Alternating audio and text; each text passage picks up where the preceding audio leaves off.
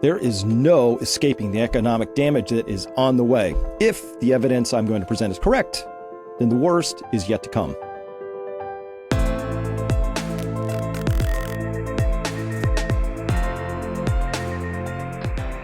Hello, everyone. I am Dr. Chris Martenson, founder of PeakProsperity.com, creator of the Crash Course, the viral video series that connects energy, the economy, and the environment. And I've been studying energy and its relationship to the economy for over 25 years. And it's kind of like a superpower for those who've taken the time to get it. You know, I'm your information scout. I'll separate fact from fiction, and I'm going to bring you actionable information you can't afford to live without. That said, full confession, mea culpa. I thought for sure before the Iran war that the closing of the Strait of Hormuz would have been kind of a big deal. But so far, the oil markets have almost completely shrugged it off, and other expected difficulties, they have not emerged yet due to the loss of helium, fertilizer, aluminum, sulfur, petroleum products, you name it, right? So what gives? Where are we actually in this story and what comes next? Well, the way I'm thinking about this is, look, either I'm really right or I'm very wrong. So if oil remains at a low price and somehow nothing happens, right? We never seem to hit tank bottoms. The economy doesn't crater. Stocks just keep going to the moon. Then I will have to completely reevaluate my understanding of how the world works, or how I think it works. Put bluntly, I'll not just have been a little bit wrong, but really wrong about how this world works. Now, in that world, if I'm wrong, oil remains both relatively cheap somehow and abundant somehow, and stocks just go higher every week and every month forever, despite a big giant energy shock. Somehow energy just doesn't matter to the economy. But if I'm right, the US and the world slam into an oil shortage that will destroy the global economy and shred financial systems. And at a minimum, the world would plunge into a decline as large as the Great Depression. At worst, the economy shrinks by half. Like I said, either I'm very wrong or I'm really right.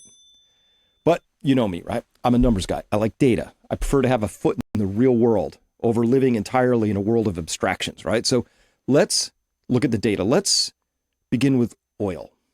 Now, it's a wildly complex subject if you get into all the many details, unbelievably so, but it's also kind of a simple subject when we view it from 30,000 feet.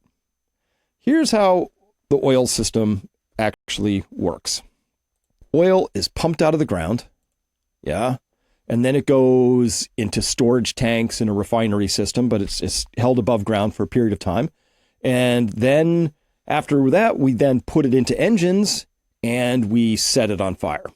That's it. That's the whole oil system. You extract it, you store it for a little while, you put it into engines, and you set it on fire. And this happens 24/7, 365, every single day.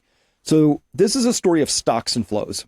The stocks in this example are the storage tanks, and sometimes caverns, because we have an SPR salt cavern, right? While the flows are the daily production figures, how much is coming out of the ground. Natural gas and the natural gas liquids, they all follow exactly the same path, right? Extraction, storage, consumption. That's it. Hydrocarbons come out of the ground, they're stored for just a little while, and then they're burned to perform useful work, or sometimes converted into products like, fertilizer, asphalt, plastics. And every nation consumes oil. Everyone. Every nation has to carefully balance its stocks and flows. And many nations produce virtually no oil of their own. So their flows in this story are effectively completely dependent on the constant and persistent inbound movement of oil across their borders. So, for example, these 11 countries, major countries, are effectively fully dependent on imported oil, either 99.6% for Japan, 97.2% for South Korea, Singapore, 100%, even though Singapore has a huge refining industry. Taiwan, 100%. Germany, 99.9%. France, 99.8%. Italy, Spain, Poland, Ireland, Estonia. Basically, it's 100%. So the problem with oil, too, is that even if you are a producer of it, it depletes. It runs out. Here's a list of 16 countries that are past the peak of oil, right? Past their peaks of oil production. And given that this trend has been in place since 2011, say, that trend has been in place for 15 plus years. So it kind of seems to be a terminal condition, right? So all of these countries, Australia, Brunei, Egypt, Azerbaijan, on and on and on, you can read the names yourself. These countries are all now having to import more and more and more oil on a yearly basis, right? So here's the deal. Every nation begins to fret, if or when their oil flows are even modestly disrupted just for a little while, and for really good reason, right? A shortage of diesel means you have to ration heavy transport for vital goods, right? Trucks, am I going to put it in the trucks? Which trucks get it? Walmart trucks? Do we put it back into military trucks? What do we do with it? A shortage of gasoline hits consumers hard, disrupts commuting plans, daily plans. A shortage of jet fuel means we have fewer flights. Who knows which flights get rubbished, but some do. And if that shortage behavior goes on for too long, then the economy itself is going to be forced into retreat to match the amount of oil that's available. So let's look at this. This is the most robust chart in all of economics. It is just a straight line. It's amazing. What we're seeing here is oil consumption in millions of barrels per day and GDP up here. And what we see is this very tight relationship that larger economies consume more oil. If you have a larger GDP, you consume more oil. This is as straight a line as you're ever going to find in this business, right? More economy means more oil consumed, full stop. Which means the converse is equally true. Less oil due to shortages, if those arise, that will translate into less economy, okay? And if we look at this, that's just the relationship. As you go down that line, smaller economies consume less oil. Just makes intuitive sense, right? Less trucks moving around, less flights, less activity, less of everything, right? Less products being produced and consumed, all of that, right? So a bigger economy requires more oil, which means the converse is equally true, right? Less oil due to shortages is going to translate into less economy. So how much less? Well, let's first strip away some of the gunk from the world oil figures, right? I only count true crude oil plus condensate. It's called C plus C in the business. That's actual oil, right? The U.S. EIA, Energy Information Agency Administration, and the International Energy Agency began adding in other things into their oil figures, such as natural gas liquids, and they put all into the reported oil supply and demand figures a few years back. I strip them out. Why? Because nobody runs an airplane or a ship on butane, which is one of the natural gas liquids. Oil, that's the master resource, end of story. So let's just look at this on an apples to apples basis. So on that basis, we turn now to this chart and we find that the world was producing and eventually consuming 84.4 million barrels per day in 2025. That would be this last data point right here. But if we strip away the 10 million barrels per day as the amount of just crude oil, that's the amount lost from the Persian Gulf right now due to the blockage of the Strait of Hormuz, we can then ask, well, at what earlier time in history was the world actually consuming 84.4 minus 10 is 74.4 million barrels per day? And the answer is 2010. That was the last year. There's 2010. There's 74.4 million barrels per day. Great. Okay. So that's what that inset box shows right there is just how much we're consuming as a world, as a globe, not in the United States, as a globe, 2009, 10, 11.